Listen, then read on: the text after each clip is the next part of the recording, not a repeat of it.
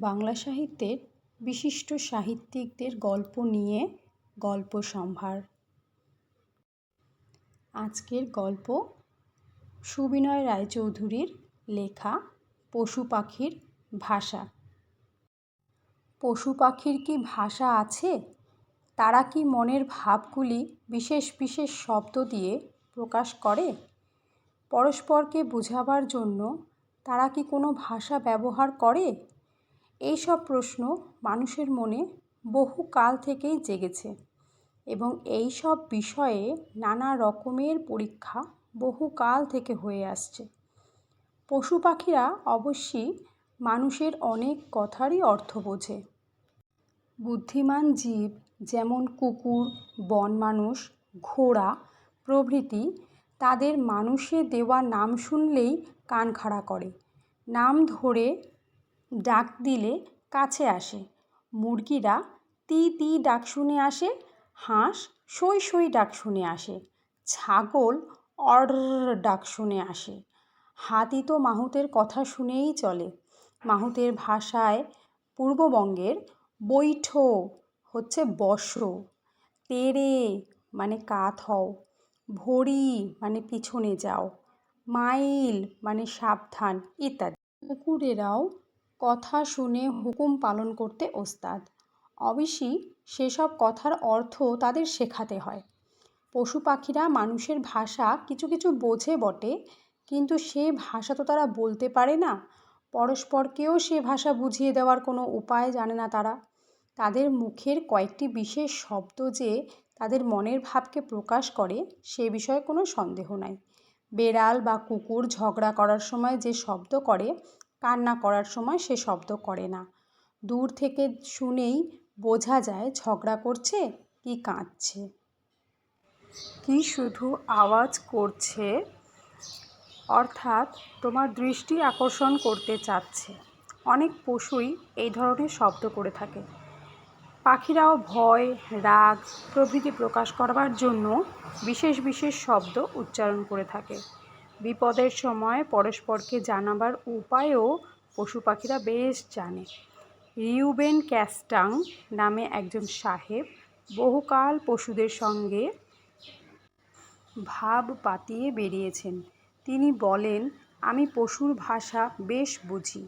কতবার আমি জংলি হাতির সামনে পড়েছি, বাঘের গরম নিঃশ্বাস অনুভব করেছি, প্রকাণ্ড ভাল্লুকের থাবা মুখের সামনে দেখেছি, গরিলা প্রায় জড়িয়ে ফেলেছে আমাকে, কিন্তু একটি জিনিস প্রত্যেকবারই আমাকে মৃত্যুর হাত থেকে বাঁচিয়েছে, সেটি হচ্ছে পশুদের ভাষার জ্ঞান। আমি পশুদের ভাষা কিছু কিছু জানি বলেই এতবার সাক্ষাৎ যমকে এড়িয়ে যেতে পেরেছি। তিনি আরও বলেন, সিংহকে যদি তারই ভাষায় বলতে পারো তুমি তার বন্ধু, তাহলে অনেকটা নিরাপদ হবে। তারপর যদি তাদের জাতের আদব কায়দা অনুসারে তাদের কাছে যেতে পারো, তাহলে ভয়ের বিশেষ কোনো কারণ থাকবে না। ক্যাস্টাং সাহেব প্রায় 40 বছর বন্য জন্তুদের সঙ্গে থেকে গেছেন। খাঁচার এবং জঙ্গলের অর্থাৎ পোষা এবং বুনো এই দুই অবস্থার জন্তুদের সঙ্গে তার আলাপ পরিচয়ের নানা সুযোগ ঘটেছে। তার বন্ধুদের মধ্যে বেশিরভাগই হচ্ছে শিম্পাঞ্জি, গরিলা, সিংহ, গ্রিজলি ভাল্লুক আর শ্বেত ভাল্লুক। তিনি বলেন, এই সব পশুর গলার শব্দের অবিকল নকল করার ক্ষমতা থাকায় শুধু যে বহুবার আমার প্রাণ বেঁচেছে তা নয়, এদের সঙ্গে বন্ধুত্ব পাতাবারও অনেক সুবিধা হয়েছে। পশুরা শুধু শব্দের সাহায্যেই কথা বলে না, নানা রকম ইশারায়ও বলে। কুকুরের লেজ নাড়া আর কান নাড়ার মধ্যে অর্থ আছে, তা অনেকেই আমরা জানি। একেও ভাষা বলতে হবে। পোষা জন্তুরা নাকি জঙ্গলের জন্তুদের থেকে অনেক বেশি চেঁচামেচি করে।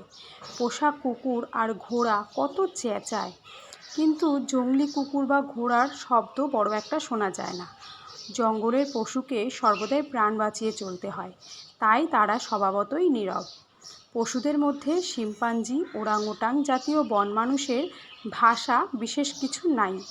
বানরের মধ্যে কয়েক জাতীয় বড় বানর ছাড়া আর অন্য সকলের ভাষার শব্দ অতি সামান্যই।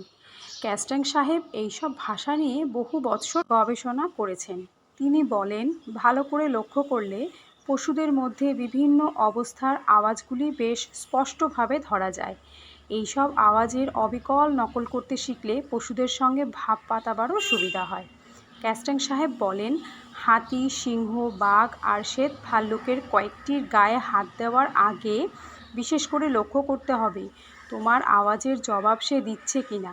তারপর খুব সাবধানে, অত্যন্ত ধীর এগিয়ে মেজাজ বুঝে তার গায়ে হাত দিতে হবে। বাঘের চেয়ে চিতা ঢের সহজে ভাব পাতায় আর পোষও মানে। তার মুখটি দেখলেই অনেকটা বেড়াল বেড়াল ভাব মনে আসে। ভাল্লুক নিরামিষাশী আর লোভী, তাকে খাবার দিলেই সে সহজে ভাব পাতায়। আমিষাশী জন্তু কিন্তু কখনো খাবারের লোভে ভাব করে না, খাবার সময় তার কারোর সঙ্গে ভাব নাই। তখন সকলেই অবিশ্বাস। শিম্পাঞ্জি, ওরাংউটাং এদের কিছু লেখা হয়নি, এরা তো মানুষেরই জাত ভাই। কিন্তু এদের ভাষা বড় একটা নাই। ভালোবাসা, সহানুভূতি প্রভৃতি এরা খুব বোঝে, ভাবও পাতায় সহজেই। এদের মনের ভাবই মুখে বেশি প্রকাশ পায়। গরিলাও এদের জাত ভাই, সেও অনেকটা এদের মতো, তবে একটু কম চালাক।